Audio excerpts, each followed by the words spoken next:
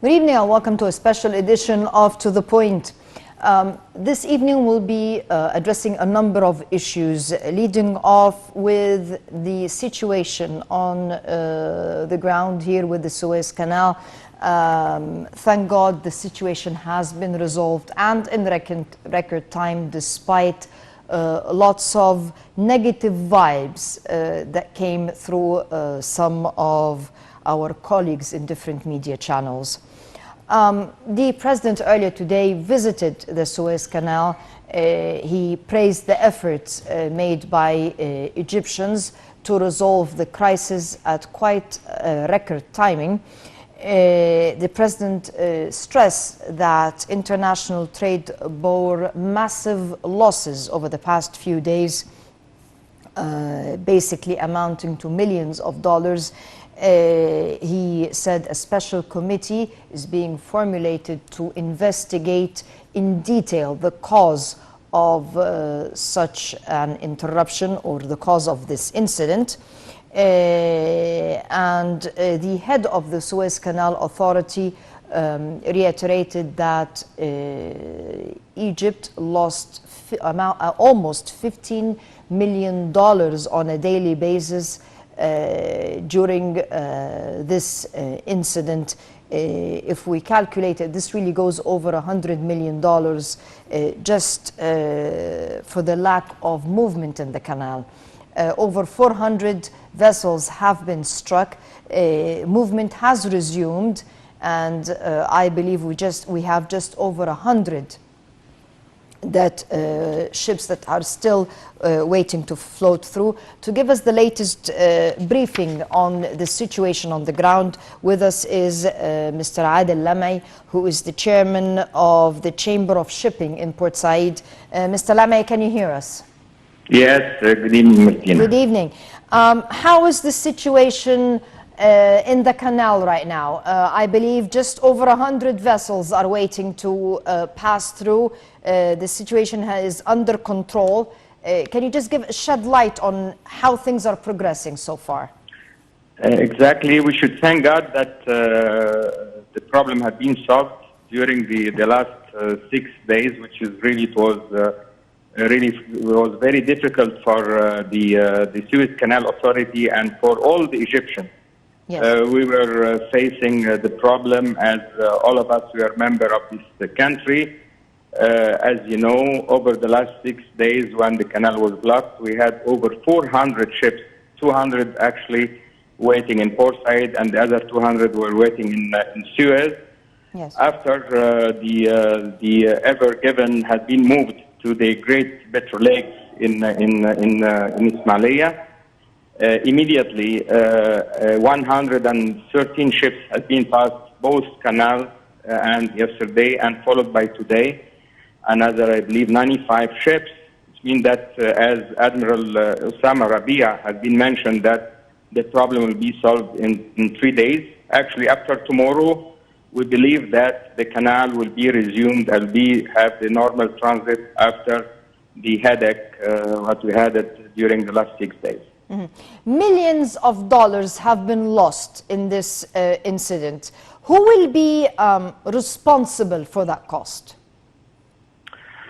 To be very frank, before I can answer this question, I should thank the whole members of the Suez Canal, headed by Rear Admiral Osama Rabia, that they did exactly super and a good job. Yes. Because of the ideas and the materials had been given by the Egyptian, let's say, members of the Suez Canal. We should thank them very much, and also I should thank the President Fattah al-Sisi that was following the matter on a daily basis, maybe hour by hour, and you have seen him today during the press conference.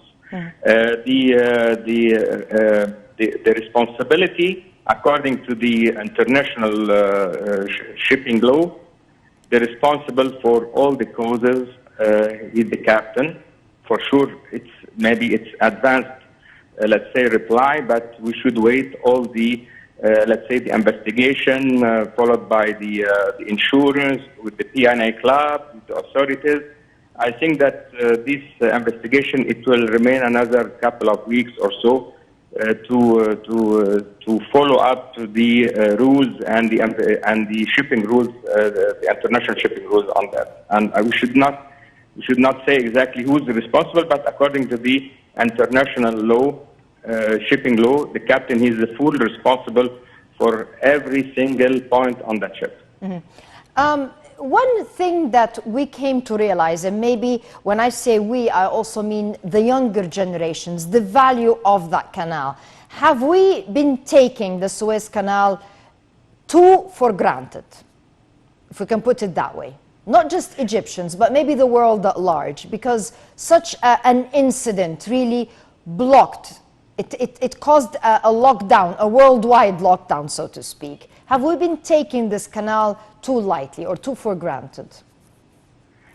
Just to be very frank, as you know, this is the first time we have seen that the Suez Canal has been blocked for 6 days. You have seen how the increasing in the petrol in the whole world. I have seen we are checking the bourses all over the world with the raw materials has been jumped up between 1 and 2 and 3% only for 6 days. As we already mentioned today in the media, that the 6 days was a positive indication for the Suez Canal. It's a message for the whole world and the whole countries all over the world. Right now, they understand exactly what is the meaning of the Suez Canal passage. This is so important for the whole economy of the whole world. You have seen how the great countries like the United States of America, like France, like Italy, was giving, let's say, messages to the Egyptian government that they can assist. And for sure, this is a message that we have really the most important passage all over the world. This is the Suez Canal, the easiest and the most economist part of the world to transit the canal. Mr. Adel Lamai, thank you very much for your fruitful input. Wish you the very best of luck on in your future endeavors. Another important issue that Egypt is bracing itself for, a big event that will be taking place on April the 3rd, the Mummies Parade. 22 mummies will be moved in a golden parade from the resting place in Cairo Museum downtown to the Civilization Museum. A huge parade will be taking place. Lots of renowned figures will be participating in that historic event. We'll be taking a look at that in a few moments, so please stay with us. Welcome back. With us on the phone to shed light on this historic event, 22 mummies being moved in a big parade here in Egypt on April the 3rd. With us is Mr. Karim El-Menabawi, board member of Site International. Mr. Karim, can you hear us? Yes, of course. Thank you. Good evening. Can you just give us an insight? What are we expecting on April 3rd? Lots of talk about how the mummies will be moved. Can you just give our viewers an insight? What will this parade look like? What is being moved? In very short, before being more detailed, it's going to be a royal parade. It's unique. It's very exclusive. It's something that nobody else can do but Egypt, having such a treasure and having such mummies that will be moved from its original place where it has been exhibited at the Egyptian Museum for years, moving to the Civilization Museum. The pretty part of it that this will cross Tahrir Square, that has been set now to be an icon of Egypt, not only because of his historical background over the years, and especially the latest years, but also after being set with the unique obelisk and the 4 Sphinx that will be integrated at the same time. This would be the first stop or the first cross moving from the museum, crossing Tahrir Square, where it would be inaugurated at that time then continue its way heading to its final destination, the Civilization Museum. Yes. When I say it's unique because who else can carry 22, not mummies, but 22 kings and queens of so many thousand years old, moving from one place where it has been exhibited to a final place where it's going to be exhibited for hopefully decades. Mm-hmm. The way they will move, I believe there are certain carriages that have been set up to move those mummies, gold-plated. I mean, can you tell us how are they being moved? Who's going to move them? On what? Well, that has been kept a bit of a secret. Okay. A little bit of a secret, but it's that has been vehicles that has been built specifically for this purpose. So they're not old or vehicles that we're used to see. That are very unique vehicles to carry the kings and queens all over from point A to point B, from the Egyptian Museum to the Civilization Museum. However, there will be some, I wouldn't say entertainment, but there will be lots of music and lots of, music that meets the occasion and that will always surround the move of all these vehicles, again from point A to point B, with some more, how can I say it, some more special effects that would take place when those vehicles will be crossing the Tahrir Square. Mm-hmm. We also heard that on that occasion we will also be inaugurating the first archaeological replica factory to counter the cheap knockoffs, so to speak, and that the replicas will be numbered so you can have a replica of value, so to speak, and maybe in future it will have even some historical and financial value. Is that true? These are details that I personally am not involved in, and I can't disclose because I don't know much more information about it. But as you correctly said, not in a very long future, even those replica will be a great wealth for Egypt. Don't forget that we have two types of exhibition that we do operate overseas Egypt. There is the replica, the top replica museums, as well as the original. The original is now very limited and will continue to be more and more limited in the future. And we are actually will be using more the top replica that will be produced for the unique pieces. So carrying more and more and creating more and more top replica that will increase the possibility of doing exhibition overseas that actually act as an excellent ambassadors for Egypt treasure and wealth. Mm. Mr. Karim, thank you very much for your fruitful input. April the 3rd is the day, ladies and gentlemen, for the historical royal parade that will be held here in Cairo, where 22 mummies will be moved from their home, so to speak, in Cairo Museum, in the famous Tahrir Square, to the Egyptian Museum of Civilization in the older part of Cairo, so to speak. Quite a historical event, so keep your calendars tuned for that event.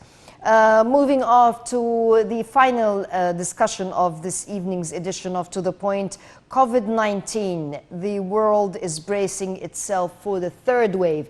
Economically, how can the world survive this wave? Will be under discussion in a few moments, so please stay with us.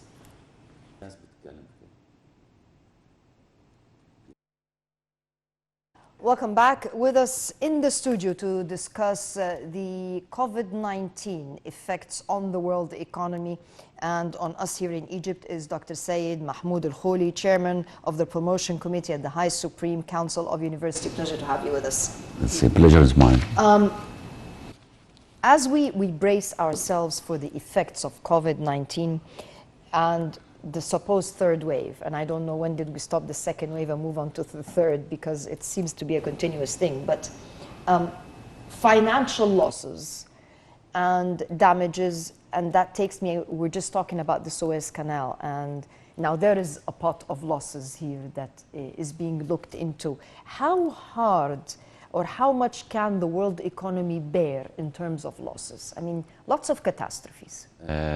First of all, I would like to congratulate all Egyptians, Yes. from top to bottom, from all people from the Suez Canal Authority. I would like to congratulate them for the success of the removal of this green Ever given chip, which it was a very magnificent job, really. Yes. Talking about COVID-19, it's not only here in Egypt, it's a worldwide problem. Yes. Thanks God, whether it's a first wave or a second wave, now we are going to the third wave. Yes. In the States, for example, in Europe, they started the fourth wave, and it's a major disaster for most of the countries. Yes. Because it's getting, it's much fiercer. Absolutely. But we're talking about the effect or the damage done for the Egyptian economy. Thanks God we are in the positive side until this point of time. The gross development product, we are the only country in the region where we have a positive side, which is 3.5 GDP, which is a good news. Most of the international accreditation, like Fitch and all the international financial institution, Fitch models, the International Monetary Fund, the World Bank, shows Egypt in the positive side, which is a good news. Remember, the leadership of Egypt is really the prediction for this case, where we, from the very start, they are prepared. We don't have a food shortage, for example, like many other countries, like in the States, for example, the food banks, where you can see it in their TV, miles waiting for food supply. Our supermarket still have commodity and goods in our shelf. We never felt the shortage. Absolutely. We're luckier than others. Absolutely. So if we talk about the damage, always there is a damage, but in terms of economy, there is some industries that are a winner from this, which they benefit from the impact of COVID-19 on the economy, and some for example, tourism industry, airline industry, and all of that. But in the other side, pharmaceutical industries, they are a winner from this COVID-19. Thanks God, with the leadership and the proactive measure we took from the first when it started this COVID-19, it really, the damage is very minimal for our economy. For us here in Egypt, yes. Can we contain further damage? Should we continue in the same vein? Can we contain, because the president has a very ambitious program. Today he was even shedding light on a number of issues, including the greenhouses, I mean, lots of agro projects, for example, that are being implemented and have made us sustain the difficult times. But this ambitious program that we have, for example, here in Egypt, and the effect of COVID-19, can we manage to sustain the same pace? And the reason I'm asking this is because when we look at our neighbors, wave 3 is fiercer than wave 2. And unfortunately, people are starting to take a more relaxed attitude towards, you know, you're learning to coexist with COVID, and this is definitely increasing the number of infections. Can we survive wave 3 the way we managed to survive wave 1 and 2? we will survive. I will assure from you, will survive wave 3, and if there is a wave 4, will survive. And that is the Egyptian spirit. The Egyptian spirit where it really, we are going in several directions, whether infrastructure, a lot of bridges, a lot of tunnels have been built through COVID when we have COVID. We didn't really delay any project, mega project for the country. President Sisi, for example, spoke today about 1.5 million acres for agriculture. Yes. The tunnels and all this kind of aggregation project, it's going in their direction. And we are not delaying. Remember, there is many European countries, they shut down their economy, they shut Yes. down their Yes. business, and they are suffering from that. The unemployment rate, for example, in the state go beyond 15%. In Europe, the same. Will we see talk. further shutdowns worldwide? We'll see. It started already in Europe, Yes. for example, in Germany, in Italy, in France. They have complete shutdown right now.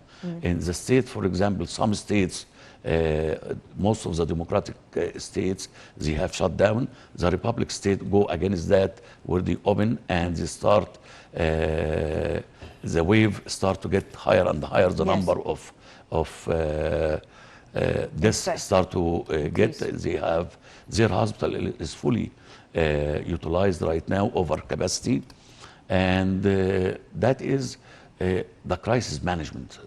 When we have a crisis and we prepare ourselves, we have a proactive measure to really get through this crisis.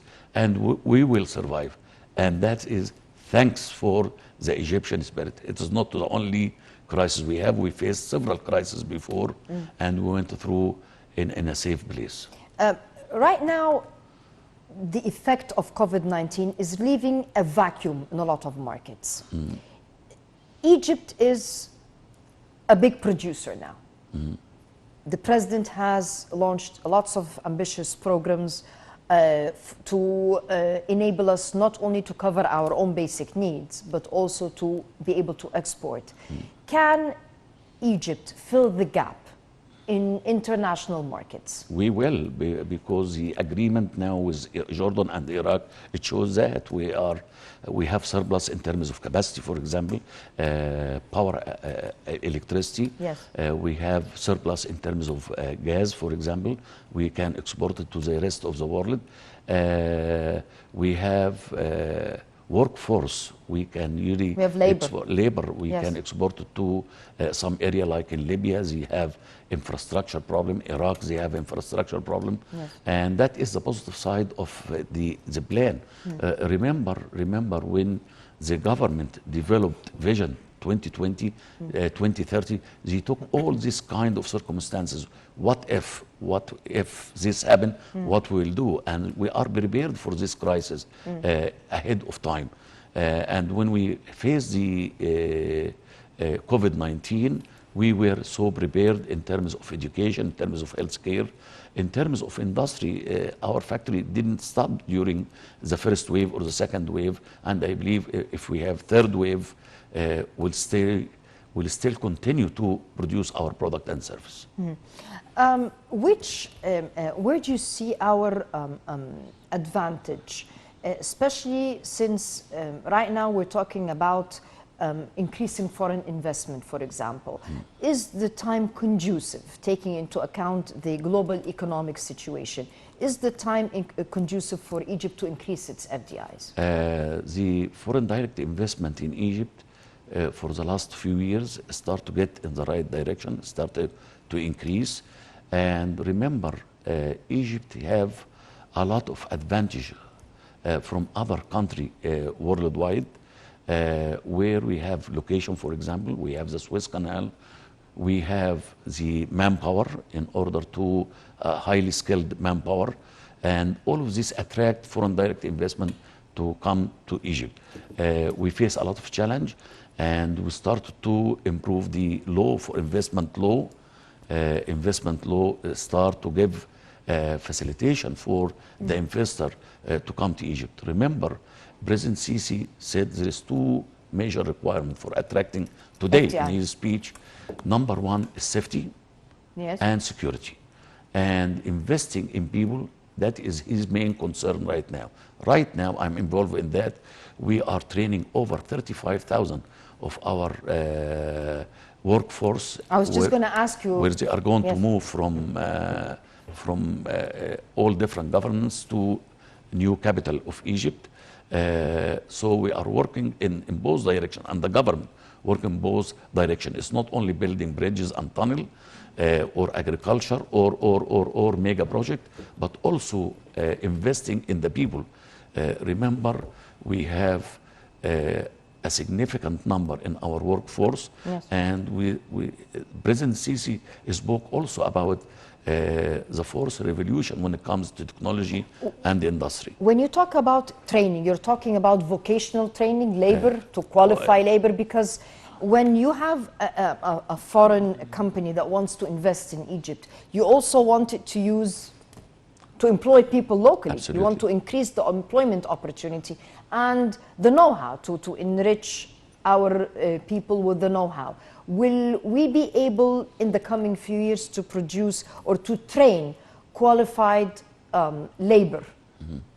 Blue and white collar, but Absolutely. we need the blue collar maybe even more to cope with the international standards? It has been already started a couple of years ago. For vocational training, there is several type of training. There is technical training for the new know-how, for the new technology. And remember, when investors come to Egypt, when they bring their technology with them, it is for Egypt, it's a win for the investor, for the foreign direct investor, it's a win-win situation. Most of the cost of building industry or new industry in Egypt is the labor force. And in Egypt, we are the lowest when it comes to the cost of labor force. Yes. Remember, there is also technical aspect, and there is also soft skills where how to deal with the process and so on. We started that a couple of years ago, and it's moving in the right direction. The technical edge, do we have enough technical people, engineers, for example, to cope with the type of technology that we need in the future? And what are our universities, and here I'm talking because of your hat in Absolutely. the Supreme Council of Universities, what are we doing to qualify our future generation to launch into the market qualified, needed personnel? You're not just an engineer, but an engineer needed in a sector needed for future development in the country. Being a professor at the university, I'm from Ain Shams University, I will bring you the good news. The last 3-4 years in a row, a team from Ain Shams University, when I'm talking about engineering, Yes. they won the first prize. So the know-how, we have it, we teach it in the university, and we have our youth, which I count on them.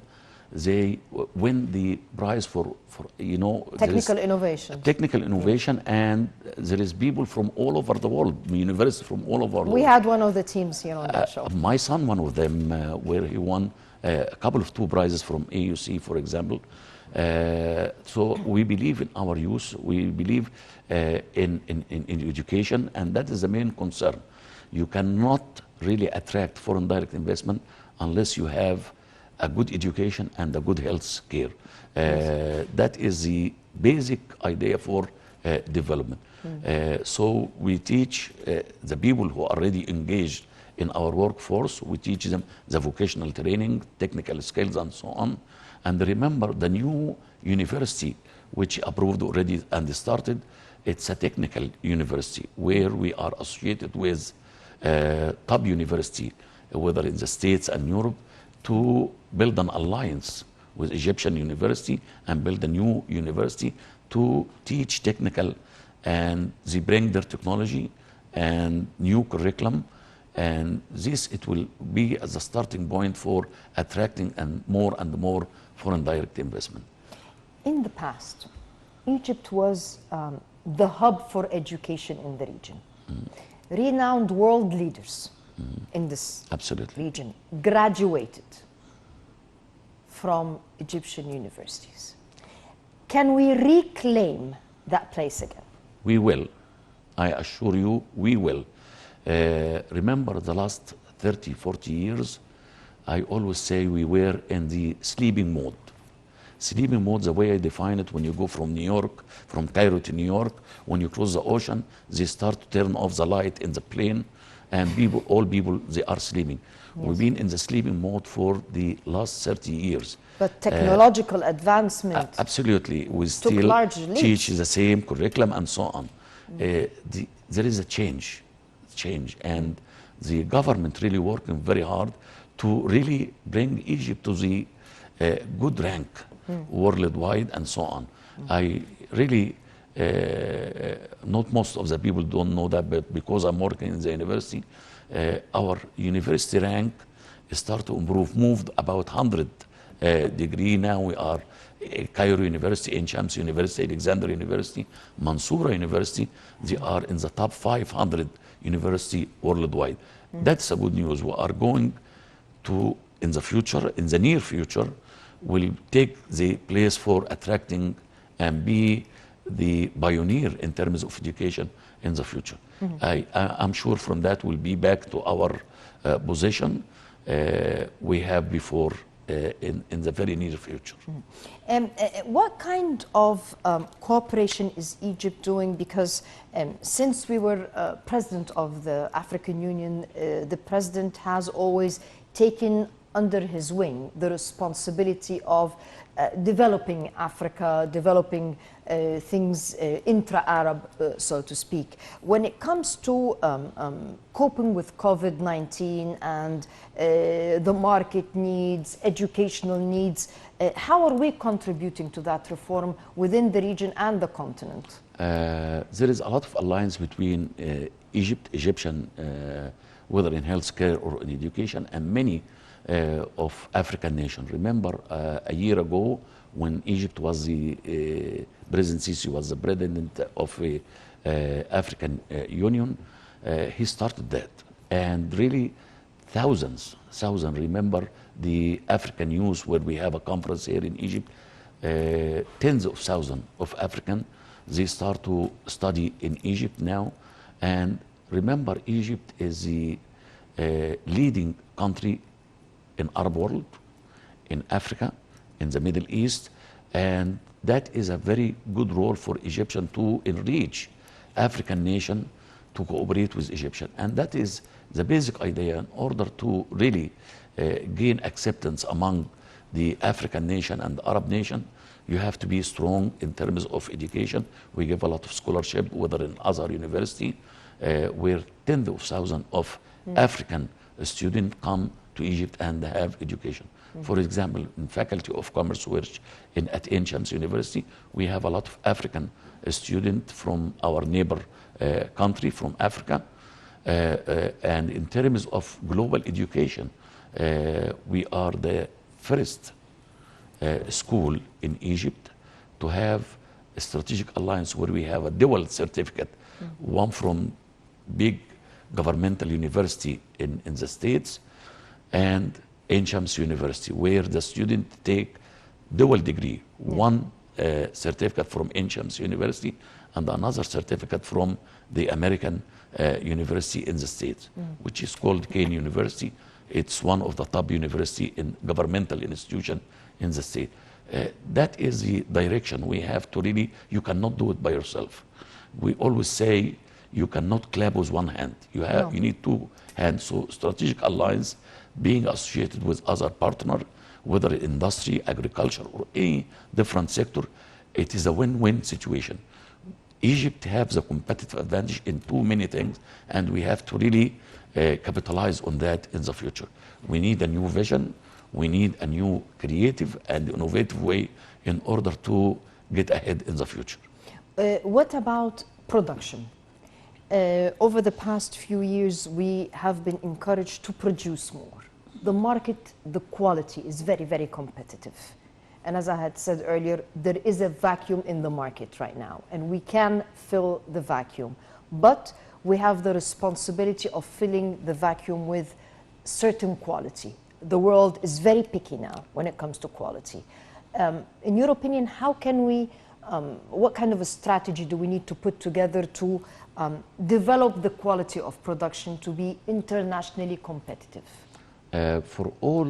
Not cheap, competitive, because there are other countries that are really filling the market with the cheap products. We want the competitive edge of quality. A few years ago, I was a guest speaker in one of the big conferences in Shanghai in China, and I met tens of industrial sector over there, and they are willing to come and invest in Egypt. Remember, when we talk about quality, it is not the quality of Egyptian type, but it's a global quality. Yes, international standards. Such as ISO, for example, where you meet the quality of the product and service, and the environmental also, yes, such as ISO 14000. So we cannot capitalize in anything unless you have a high level of quality. And when we talk about quality, we're talking about the quality of the production process, the technical part. We are talking about the quality of service. We're talking about the quality of materials. We are talking about the quality of people in order to cope with that. All training we are enforcing right now in Egyptian labor force and in all different sectors in Egypt, we focus on quality, how to improve the quality standard and how to apply international quality standard for Egyptian people. I believe in order to export your product or service, you must have certified. And I assure you, most of the joint venture in Egypt, they satisfy the quality standard and they have the certificate. It's a learning process. It is zero defect, for example, and the good news for that, what we saw in the last few days, where we went through this crisis with zero defect, no damage to the ship, for example, and we applied the standard, the international standard, and we came out of it in the safe place. The same talk for education. We are, for example, they issued a quality standard for our university, and when you are responsible for applying this international standard, you improve whether in education, in healthcare, industry, agriculture. You cannot export unless you have this certificate, which I consider it as your passport to be able to increase your trade. Mm-hmm. Dr. Said Al-Khouly, thank you very much for your fruitful input. Unfortunately, our time is out. Wish you the very best of luck. And logistics is very important also. And definitely. we're taking care of that. Definitely. Thank you very much for your input. I'd welcome. like to thank you, the viewers. We'll see you same time next week. Until then, goodbye.